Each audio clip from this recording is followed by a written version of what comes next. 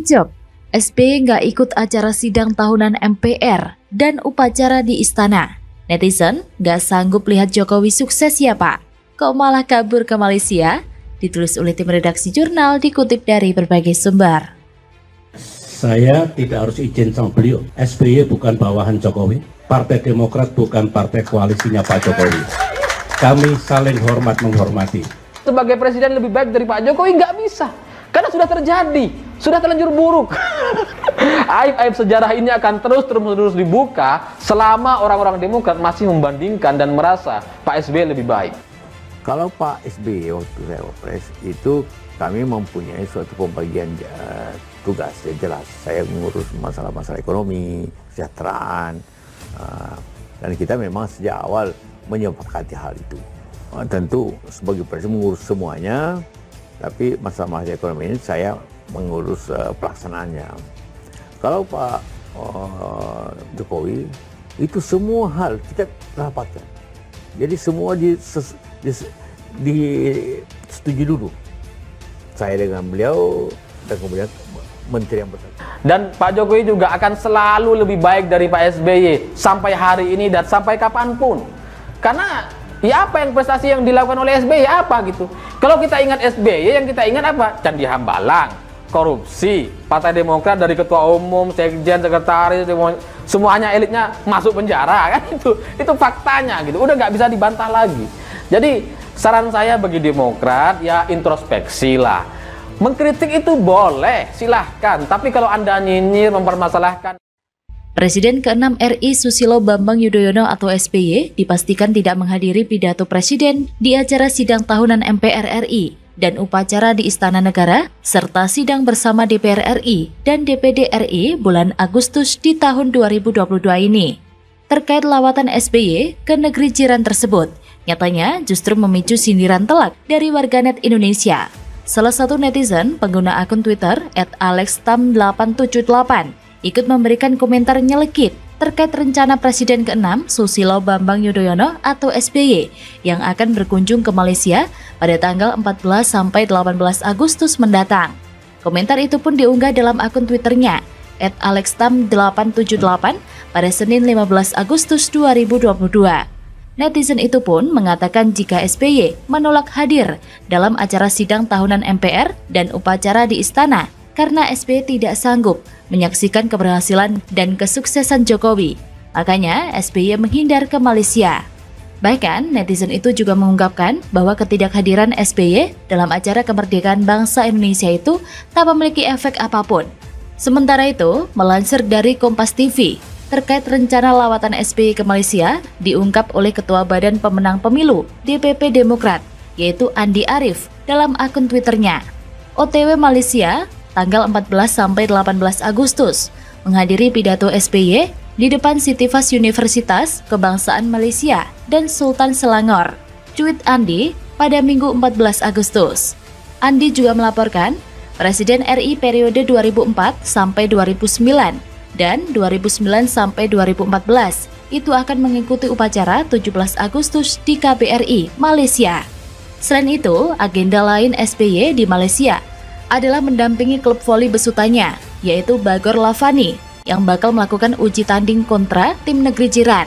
Kendati SBY tidak hadir di Gedung Nusantara MPR, DPR, DPD RI, Senayan, Jakarta.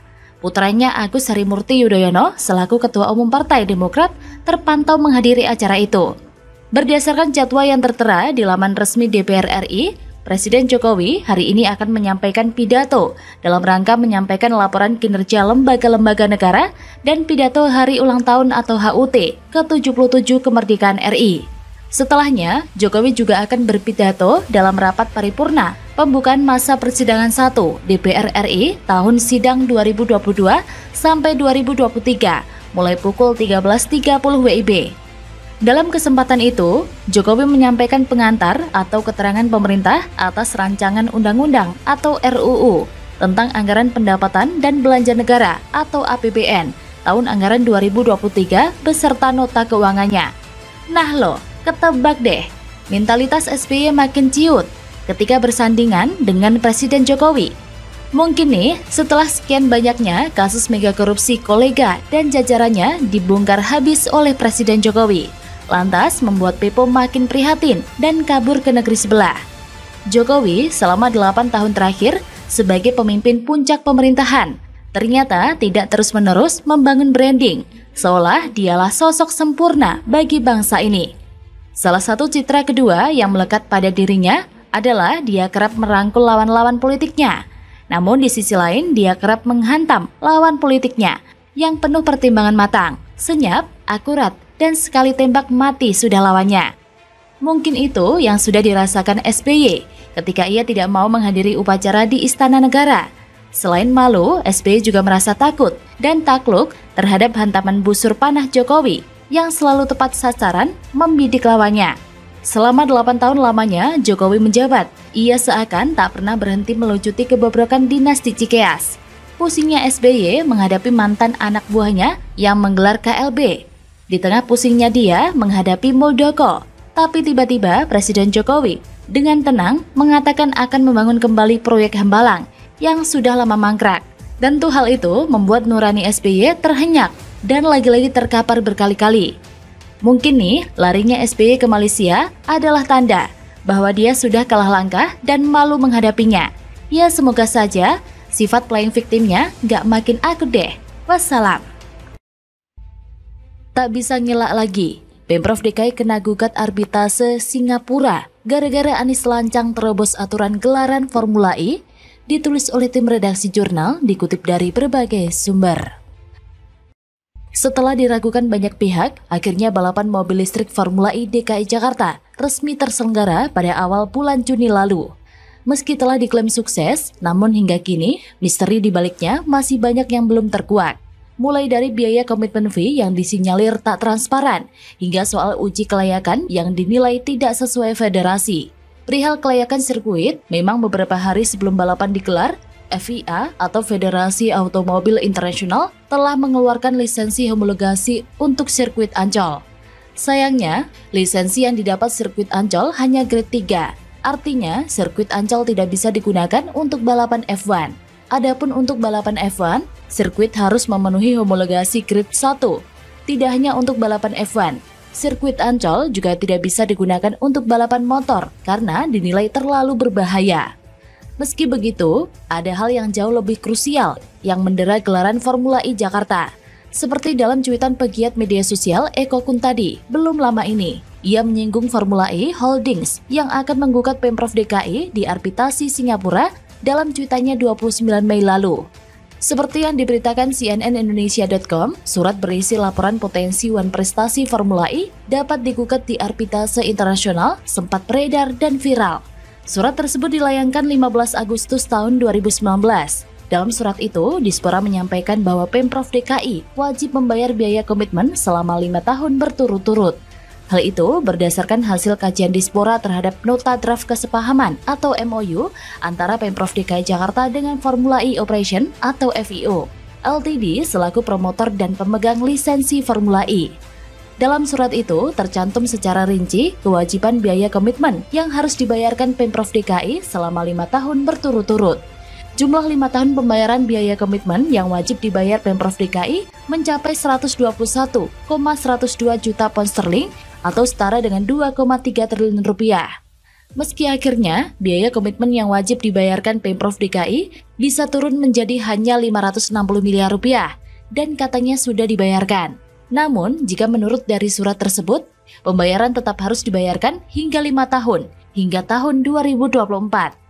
Sedangkan berdasarkan Peraturan Pemerintah Nomor 12 Tahun 2019 tentang Pengelolaan Keuangan Daerah Pasal 92 Ayat 6, disebutkan tidak boleh melampaui akhir tahun masa jabatan kepala daerah berakhir, kecuali kegiatan tahun jamak dimaksud merupakan prioritas nasional dan atau kepentingan strategi nasional, sesuai dengan ketentuan perundang-undangan. Menurut anggota Komisi B DPRD DKI Jakarta, Gilbert Simanjuntak, jika Anies tetap menerobos aturan tersebut, berarti Anies telah melampaui kewenangannya dengan menabrak peraturan pemerintah. KPK juga sudah dengan jelas dan gamblang menyebut Anies melanggar aturan terkait hal ini. Seharusnya KPK lebih serius lagi nih mencari barang bukti dan segera menindaklanjuti. bukan cuma mengendus-ngendus doang.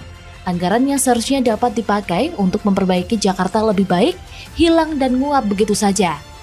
Bagi saya, Anies sudah mati langkah. Mau lanjut terus pun tetap akan mendapatkan cacian dari warga. Plus, saya harap akan menjadi bidikan kejagung.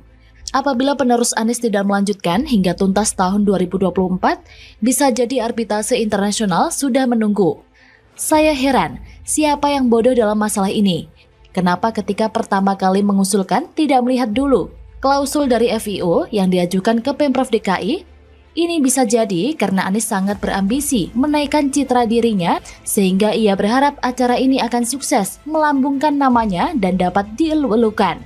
Pencitraan yang mahal ini memang pantas untuk diinterpelasi, namun masih banyak manusia tak berhati nurani di DPRD DKI yang masih melindungi Gubernur DKI Jakarta yang tidak becus dalam bekerja. Padahal dari hasil pemeriksaan yang dilakukan oleh BPK, apabila Formula E tetap dilanjutkan, maka kerugian yang akan didapat. Ini jelas-jelas kontrak yang merugikan satu pihak. Kesimpulannya, Anies kini pusing menghadapi masalah Formula E. Di dalam negeri kena interpelasi, di luar negeri pengadilan internasional menanti. Itulah kalau terlalu ambisius mengejar mimpi menjadi kepala negara. Uang rakyat dikorbankan demi pencitraan semu. Maksud hati ingin mendapatkan keuntungan yang besar, apa daya kerugian berlipat ganda yang harus dibayarkan. Bagaimana menurut Anda?